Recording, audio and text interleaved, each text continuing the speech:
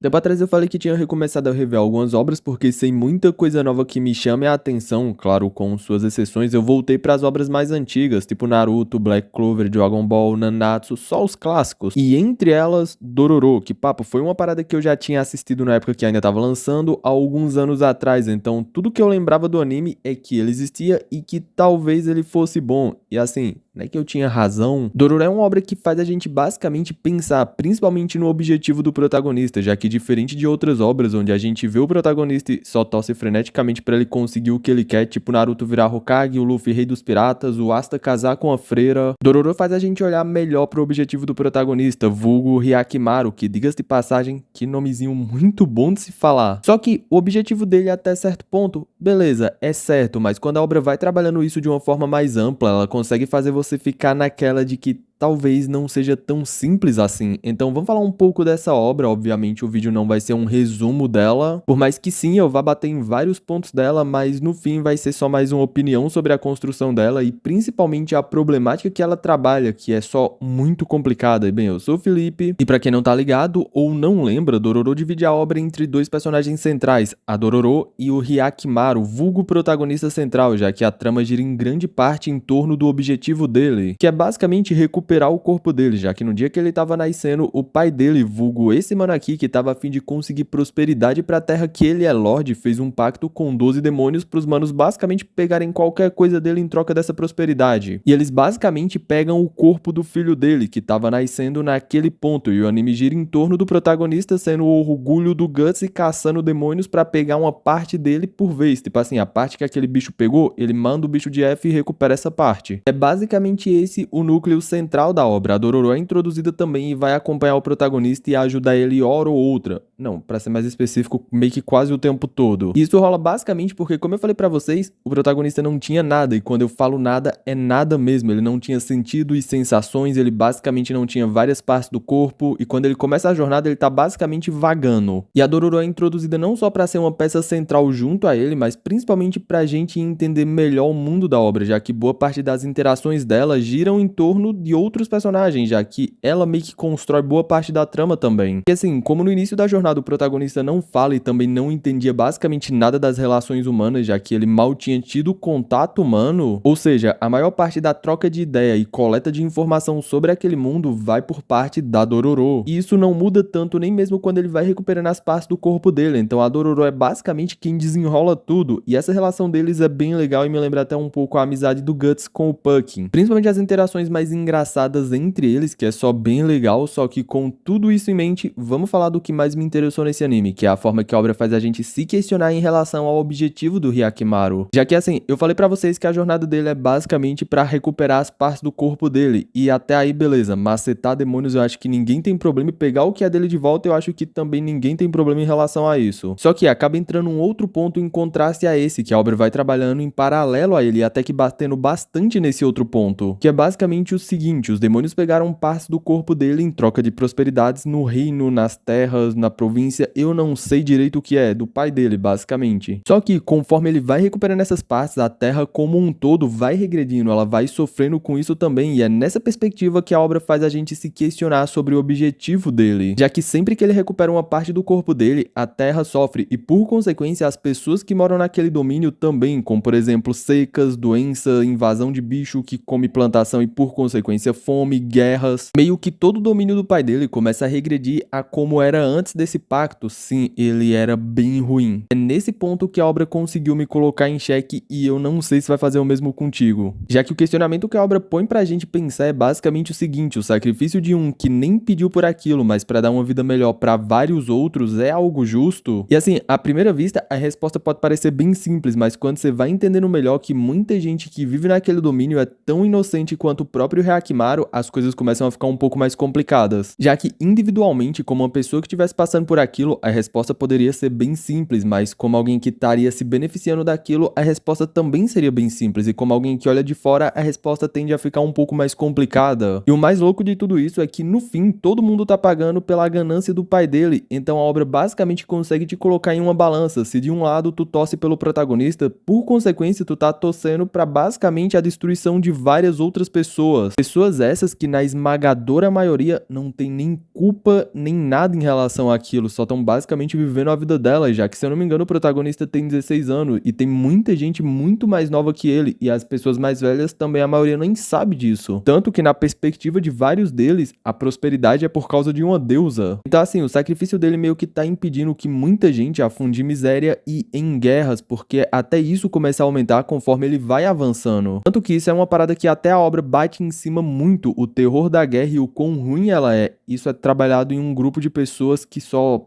É muito interessante a forma que ela aborda. A obra faz questão de mostrar em primeira mão pra gente pessoas que sofrem, sofreram e acabam indo de F por causa dela. E a obra vai basicamente te pressionando com essa questão, o quão justo pode ser o sacrifício de um inocente. Ao mesmo tempo que ela usa de contraste a questão de o quão certo alguém pode estar em sacrificar todo mundo, até mesmo aqueles que só estão sofrendo como dano colateral em troca de um objetivo próprio. Só que, diferente de quem tá vendo a obra, que tem esse tipo de questionamento, é interessante de apontar que o protagonista não tem ele, ou pelo menos eu não lembro dele se questionando profundamente a respeito disso. Porque assim, hora ou outra ele para e pensa, pô, por que vocês estão tentando me impedir, tá ligado? Porque sim, o pai e o irmão dele tentam parar ele, pra basicamente impedir que ele recupere o próprio corpo e meio que afunde o domínio. O irmão dele faz isso pelas pessoas que vivem ali, o pai dele mais com foco em poder próprio. Ah, e quando eu falo parar, é parar mesmo, é tipo cessar tudo e mandar ele de F e devolver o que ele conseguiu recuperar pra quem tava antes. Mas em contraste a isso, a obra deixa também bem claro pra gente que, assim como o pai dele, ele consegue ser tão egoísta quanto. Em vários pontos da obra, tudo que ele consegue pensar é em recuperar o que é dele. Quem tá sofrendo como dano colateral disso só não importa, tanto que nessa jornada dele, ele começa até mesmo a se aproximar do que ele caça, a ponto de que tem cenas que o maluco só chega montado num cavalo de fogo. Claro, isso enquanto ele e o cavalo passam o cerol em geral, humanos principalmente. Só que, enquanto ela deixa bem claro todo esse egoísmo dele, ela também consegue ir evoluindo ele como pessoa.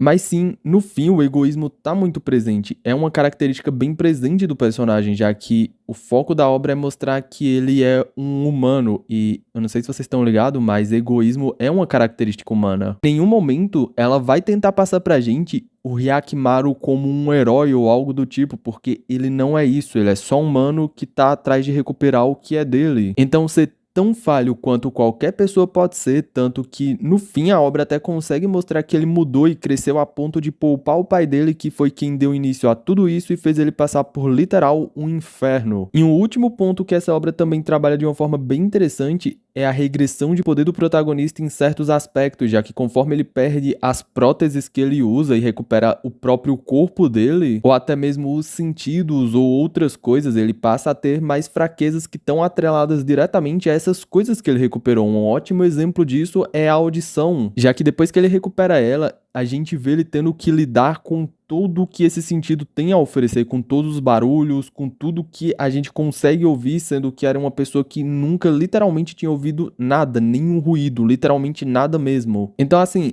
isso consegue dar uma nerfada boa nele durante um bom tempo na obra. O mesmo vale pra dor, já que antes, quando ele se feria, ele só não ia parar porque ele só pararia se o corpo dele literalmente começasse a se desmontar, porque ele não tava sentindo nada. Só que quando ele recupera as sensações, ele basicamente recupera a dor também. Então, a partir desse ponto, ele tem que ser mais cauteloso, porque se ele se machucar muito, a dor vai travar ele. Então, conforme ele recupera o próprio corpo, a obra consegue fortalecer enquanto enfraquece ele em paralelo, sempre deixando ele num nível bem estável. Entretanto, Dororo é uma obra que tem bem mais que lutas simplesmente sensacionais e personagens muito bem construídos e interessantes. Eu não tô nem zoando. A maioria dos personagens que a obra se propõe a trabalhar só são absurdos. Então, ligado que eu gosto de obra que trabalha personagem secundário. Então, assim, Dororo também me enganha nesse ponto. Porque, filhão, ver a problemática dessa mina aqui, ou até mesmo da mãe do Dororo, é só absurdo. Você consegue realmente parar e fazer, cara, o quão destrutivo é aquele mundo. Entretanto, mais que tudo isso, a obra consegue te passar várias lições sobre egoísmo, ganância e crescimento. E então, assim, valeu cada segundo reinvestido pra rever essa obra de novo. Papo, fala aí, o que vocês acham do Dororo? Tu já assistiu? Tu vai reassistir? Comenta aqui embaixo o que tu acha dessa obra. E se tu gostou do vídeo, já sabe, né? Se inscreve aqui no canal e ativa o sininho. Fazendo isso, tu sempre vai ser notificado quando sair vídeo novo. Só são 3 notificações por semana. Estando inscrito, tu vai ser notificado. O que tu quiser ver, tu clica em cima. O que tu não quiser ver, tu arrasta pro lado. Vida que segue, make isso, deixa o like me ajuda muito. Hypar, se possível, que o hypar também ajuda muito o canal. Enfim, gente, fiquem todos bem. A gente se vê na próxima. Make isso.